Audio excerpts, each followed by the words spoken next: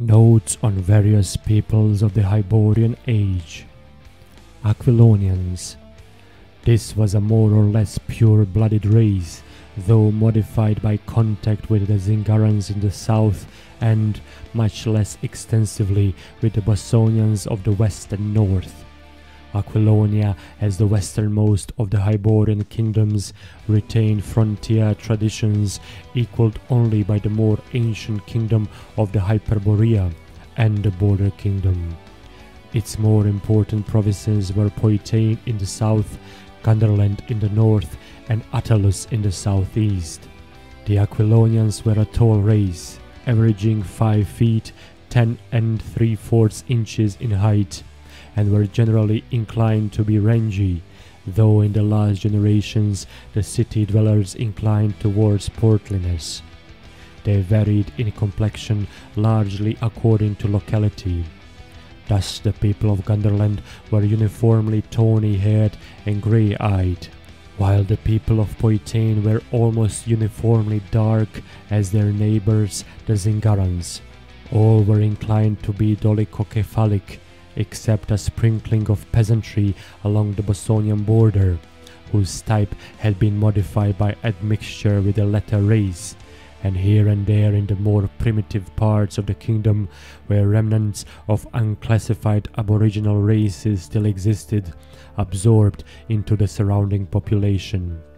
The people of Attalus boasted the greatest advances in commerce and culture, though the whole level of Aquilonian civilization was enviable. Their language was much like the other Hyborian tongues, and their chief god was Mitra. At the height of their power, their religion was of a refined and imaginative type, and they did not practice human sacrifice. In war, they relied largely upon their cavalry, heavily armed knights. Their pikemen and spearmen were mainly gundermen, while their archers were supplied from the Bosonian marches. Gundermen. Gunderland was once a separate kingdom, but was brought into the larger kingdom, less by conquest than agreement. Its people never considered themselves exactly Aquilonians, and after the fall of the Great Kingdom, Gunderland existed for several generations in its former state as a separate principality.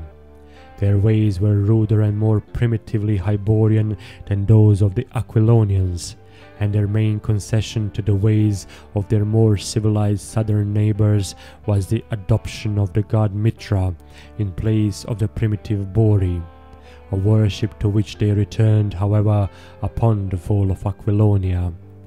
They were, next to the Hyperboreans, the tallest of the Hyborian races. They were fine soldiers and inclined to wander far. Gunderland mercenaries were to be found in all the armies of the Hyborian kingdoms, and in Zamora and the more powerful kingdoms of Shem. Cimmerians.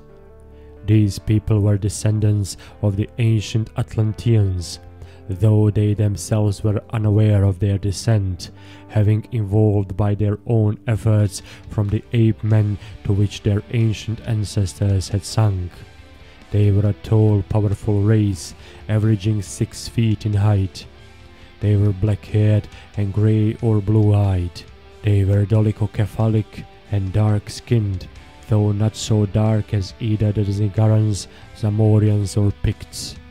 They were barbaric and warlike and were never conquered, although at the end of the Hyborian age the southward drifting Nordics drove them from their country. They were a moody, brooding race whose gods were Crom and his brood. They did not practice human sacrifice, for it was their belief that their gods were indifferent to the fate of men. They fought on foot mainly, and made savage raids on their neighbors to the east, north and south. The Western Mark. Located between the Bosonian marches and the Pictish wilderness. Provinces: Thandara, Conawaga, Orisconia, Shohira. Political situation: Orisconia, Conawaga and Shohira were ruled by royal patent. Each was under the jurisdiction of a baron of the Western Marches, which lie just east of the Bossonian Marches. These barons were accountable only to the king of Aquilonia. Theoretically, they owned the land and received a certain percentage of the gain. In return, they supplied troops to protect the frontier against the Picts, built fortresses and towns, and appointed judges and other officials. Actually, their power was not nearly so absolute as it seemed.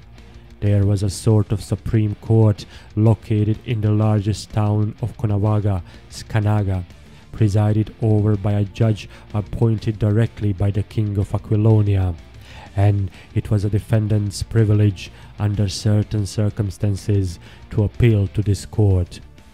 Thandara was the southernmost province, Orisconia the northernmost and the most thinly settled. Konawaga lay south of Orisconia, and south of Konawaga lay Shohira, the smallest of the provinces. Konawaga was the largest, richest, and most thickly settled, and the only one in which landed patricians had settled to any extent. Thandara was the most purely pioneer province.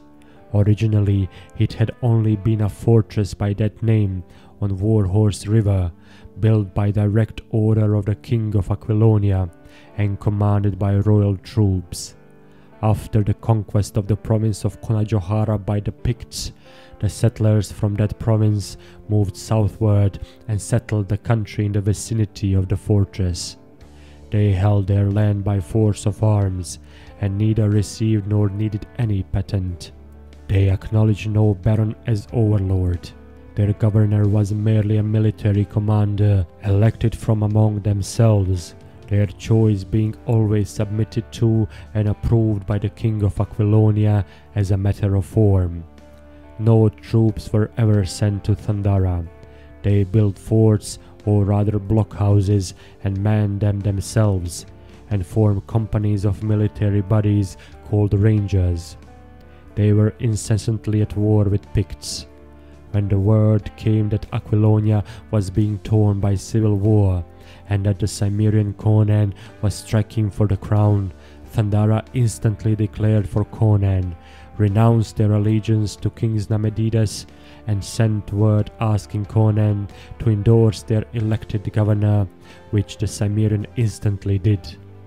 This enraged the commander of the fort in the Bossonian Marches, and he marched with his host to ravage Thandara.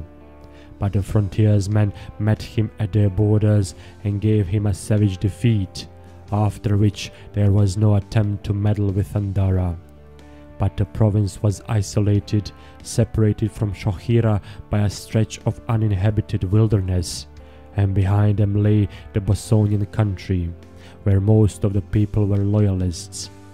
The Baron of Shohira declared for Conan and marched to join his army, but asked no levies of Shohira, where indeed every man was needed to guard the frontier.